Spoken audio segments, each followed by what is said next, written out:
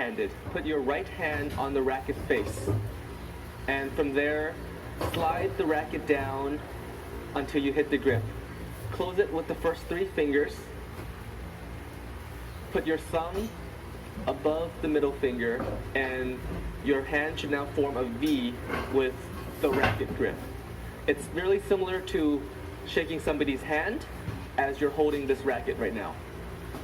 So with the forehand grip, it allows you to get into proper position as you turn out the racket and swing with your wrists without anything blocking or hurting your wrist. To do the backhand grip, all you have to do is start with the forehand grip and switch it by putting the pointing finger down and the thumb on the flat end of your racket. This gives you a nice backhand push, but it wouldn't do you any good for overhead backhand shots. So for the backhand, for an overhead backhand grip, you'll have to hold your thumb on the groove that's unangled to your grip right here. By holding it here, it does 2 purposes. The first, it allows you to swing at full power without having any restrictions on your wrist, and it gives you a directional choice. You can hit straight or cross, a lot easier than had you used any other grip with your racket. So we're going to talk about the forehand overhead shot and the mechanics of it. To start off, you must have your racket up with your elbow slightly bent, with the other arm in front. As you're swinging the shot, make sure to pivot your body and extend your hand first without straightening out your elbow. Last second, you must make sure to flick your wrist and turn out the racket head, which is very important. You won't be able to hit anything if the racket is like this. So turn out the racket head.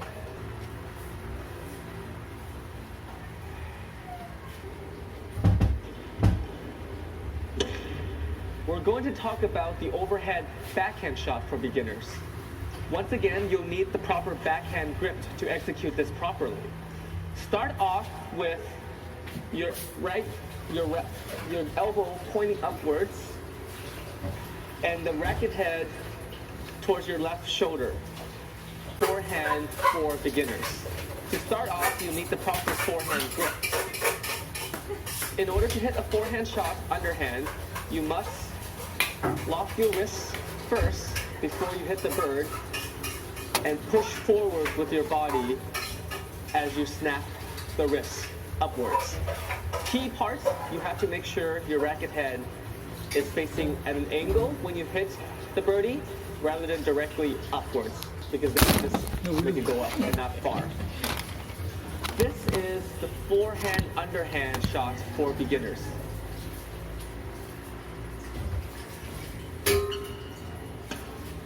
To talk about the backhand underhand. For this, you have to need proper backhand grip to execute this shot properly as well. Start off with your racket in front with the grip slightly locked and the racket facing forward. As you make contact with the birdie, make sure you pivot, you push forward with your body and snap your wrist. And make sure your racket is positioned at a certain angle so that it'll go forward rather than just upwards. This is the backhand underhand shot for beginners.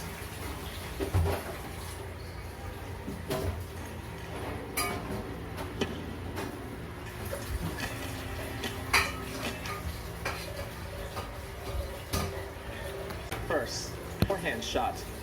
The key points, if you are right-handed, you have to start with your left leg going forward and then ending with your right leg slightly at a lunging movement. Make sure the foot is turned towards the direction in which you're going towards and not to the straight, because you could potentially injure yourself and twist your ankle like that. So always have a nice balanced support of your entire body in a lunging motion to end your footwork. This would be the footwork for going towards the front for your forehand side. We're going to talk about the forward motion for your footwork towards your backhand side now. To start off, make sure your left foot goes first if you're right-handed, and end with your right leg in a lunging motion, reaching towards the net. Make sure the foot is pointing the proper direction, like to balance your body in a proper lunge, rather than any other direction, which potentially... To do the forehand short serve, start by positioning your right foot in the back and your racket face down. From here, hold the bird with one feather in front of you, like so. Make sure the cork is facing downwards. After that, you drop the birdie first, swing forward, and make sure the contact point is below your waist with the racket pushing forward, like so. For the forehand serve, same concept. Make sure the contact point is below the waist. A general tip for beginners for short serve is when you begin, aim for the white tape on the net. This way you'll get your practice out and you'll get to practice getting it right over the tape.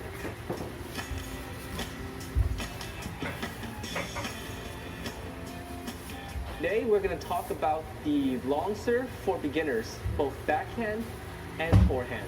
Of the long serve is to get it nice and high and deep and far onto your opponent's side so that it opens up the court for you. To do the long serve forehand, the first step is to have a nice forehand grip. And 5. From there, have your dominant leg. If you're right-handed, that would be your right leg in the back, holding the birdie on the feather, facing forward, with the cork facing forward. Position yourself so that the birdie is in front and the racket is down here next to your sides, wrists locked and ready to swing. Start by releasing the birdie first before you swing. A lot of beginners make the mistake of dropping and swinging at the same time. The timing would be off and you wouldn't get a very good shot from that. So make sure you hit it in front of you rather than to the side of you. Start by dropping the birdie, count 1, and then swing with a full pivot motion. This is the forehand long serve.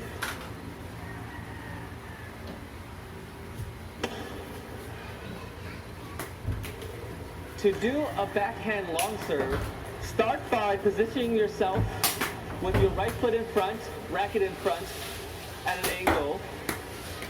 Hold the birdie with 2 fingers onto one of its feathers and position it in front of your racket.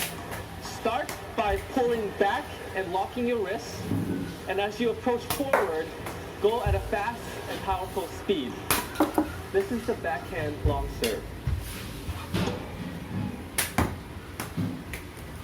And that was the long serve.